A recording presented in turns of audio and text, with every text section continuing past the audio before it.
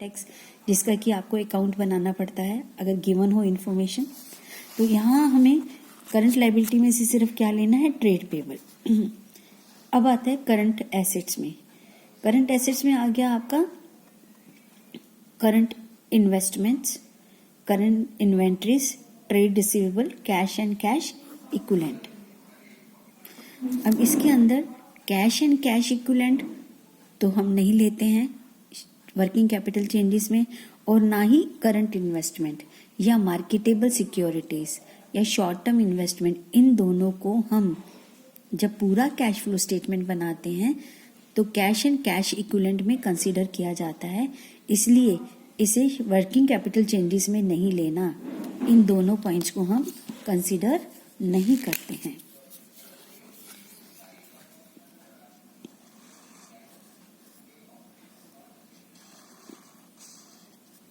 Right, तो इन दोनों points के बिना जो आता है उसे हम लेंगे वर्किंग कैपिटल चेंजेस में। ये वर्किंग कैपिटल चेंजेस आ गया आपका।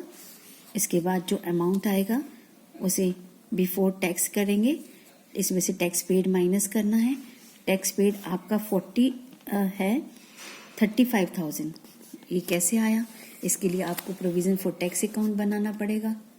ये तो टेंजिबल एसेट्स का अकाउंट बनाया है, प्रोविजन फॉर टैक्स ये बना हुआ, जिसमें ओपनिंग क्लोजिंग बैलेंस कितना 45,000 मेड है, ठीक है, और इधर मिसिंग फिगर पेड आ जाती है 35,000। ये मैंने अपनी वीडियो में आपको कैसे और कब बनाना है सब समझाया है, उसी को फॉलो करते हुए ये समझाया गया है। राइट, तो आपने इन क्वेश्चंस को एक बार देखना है, समझना है, फिर अपने आप प्रैक्टिस करनी है। राइट, ये क्लास इसके साथ आपका ऑपरेटिंग एक्टिविटी कंप्लीट होता है बेटा। लेकिन आपने अब इसके बाद calculation of cash flow from investing activity अलग से सीखना है। इन्वेस्टिंग एक्टिविटी के लिए ये भी उसी तरह आपके पास एक स्टेटमेंट है जिसे आपको याद करना है। बस ये ध्यान रखिएगा कि इसके अंदर हम नॉन करंट इन्वेस्टमेंट कंसिडर करते हैं। राइट, जैसे कोई भी फिक्स एसेट आपने खरीदी है या बेची है, इसके लिए हमें वही नोट्स जैसे fix asset account cost per या बुक वैल्यू पर बनाना है, वो सब बनाना आना चाहिए। Proceeds from sale of tangible and intangible, सबसे पहले कहाँ से पैसा आता है। अगर आप बेचते हैं किसी टेंजिबल या इनटेंजिबल एसेट्स को तो आ रहा है, प्रोसीड हो रहा है। Sale of investment other than marketable security या करंट इन्वेस्टमेंट को छोड़कर, यहाँ करंट और मार्केटेबल सिक्योरिटी नहीं लेना है, उसको छोड़कर अगर आप किसी इन्वेस्टमेंट को बेचते हैं।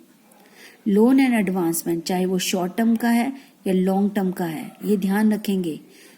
इन लोन एंड एडवांस की रीपेमेंट, आपने किसी को दिया था वो वापस आ गया, रीपेमेंट रिसीव्ड। कई बार बच्चे शॉर्ट टर्म में को करंट लायबिलिटी में ले लेना है, आपने इसको इसी के अंदर इन्वेस्टिंग में ही डिस्कस करना है।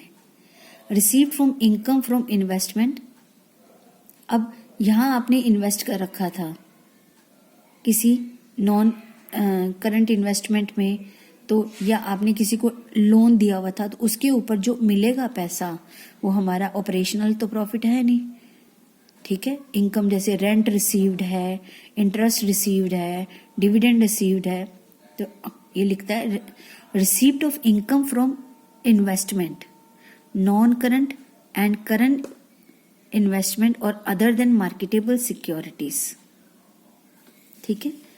Rent received from property, dividend received, interest received, ये भी मिल रहा है तो ये इनफ्लो है।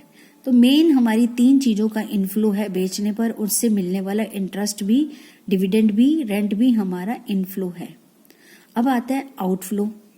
आउटफ्लो कहाँ है, जब हम इन चीजों को खरीद रहे हैं, जैसे परचेज ऑफ टेंजिबल और इनटेंजिबल एसेट्स, पैसा जा रहा है।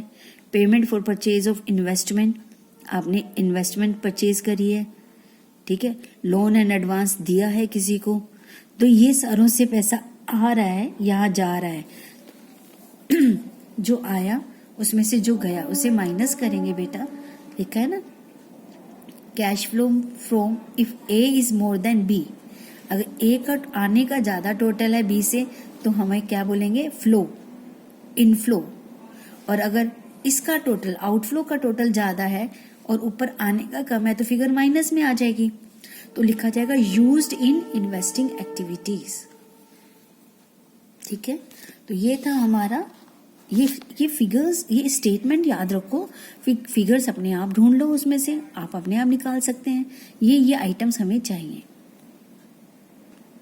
ऐसे ही हमें कैलकुलेशन सीखना है फ्रॉम फाइनेंसिंग एक्टिविटी। जब हम इन तीनों की अलग अलग कैलकुलेशन सीख जाएंगे फिर हम एक फुल फ्लेज क्वेश्चन करेंगे। ठीक है, फाइनेंसिंग एक्टिविटी में क्या क्या लेते हैं ये भी आपको स्टेटमेंट याद रखनी है। इसमें कि बिजनेस को फाइनेंस कहाँ से आ रहा है, issue of shares including premium, means कि अगर आपने कोई शेयर्स प्रीमियम पर इशू करा है 1 लाख वाला 10,000 प्रीमियम पर, तो 1,10,000 रुपये आए ना आपको, तो आप इनफ्लो 1,10,000 लिखेंगे, चाहे वो इक्विटी है या प्रेफरेंस शेयर्स है, प्रीमियम को मिलाकर लिखना है। Proceeds from issue of debentures including premium but excluding discount. ऐसे ही डिबेंचर्स अगर प्रीमियम पर इशू करेंगे तो प्रीमियम का टोटल जोड़कर, अगर वो डिस्काउंट पर इशू किया जाता है तो डिस्काउंट का अमाउंट निकाल कर जितना एक्चुअल कैश आ रहा है वो लिखा जाएगा, क्योंकि यहाँ हम कैश का देख रहे हैं कि कैश कितना आया। शेयर हो गए, डिबेंचर्स हो गया। अब आता है लोन्स रिसीव्ड, यानी लोन लिया, चाहे वो शॉर्ट टर्म है चाहे वो लॉन्ग टर्म है, बैंक ओवरड्राफ्ट लिखा हो, कैश क्रेडिट लिखा हो, ये सारे वर्ड्स याद रखिए। इनसे बिजनेस में कैश आ रहा है तो यहाँ आएगा, इनका टोटल आया, इनफ्लो हुआ। अब ऐसे ही कैश जाता भी है, यूज हुआ, कैसे, payment of redemption of preference shares, हम रेडीमेबल प्रेफरेंस शेयर्स को वापस करते हैं। ठीक है, उसका जाना। Then payment of redemption of debentures का अमाउंट वापस करते हैं, उसका जाना। Payment of buyback of equity shares including premium, अगर हमने खुद के शेयर मार्केट में खरीदे हैं तो कैश तो जा रहा है, कैश जा रहा है ना, तो लिखा जाएगा। रीपेमेंट ऑफ लोन, जो आपने ऊपर लोन लिए थे उनका वापस करना, कैश जा रहा है।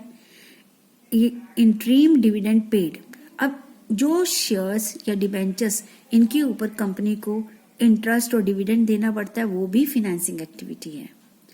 कौन कौन सा dividend, interim dividend paid, final dividend paid. अब फाइनल डिविडेंड में कौन से डिविडेंड, इक्विटी और प्रेफरेंस दोनों आते हैं।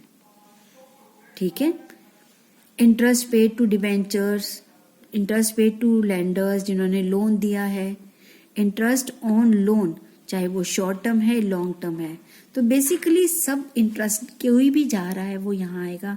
डिविडेंड अगर हम दे रहे हैं तो वो यहाँ आएगा, चाहे वो इंटरीम है या प्रपोज्ड है, इक्विटी का है, प्रेफरेंस, सारे डिविडेंड और इंटरेस्ट यहाँ पर आएंगे। ये स्टेटमेंट आप याद करेंगे।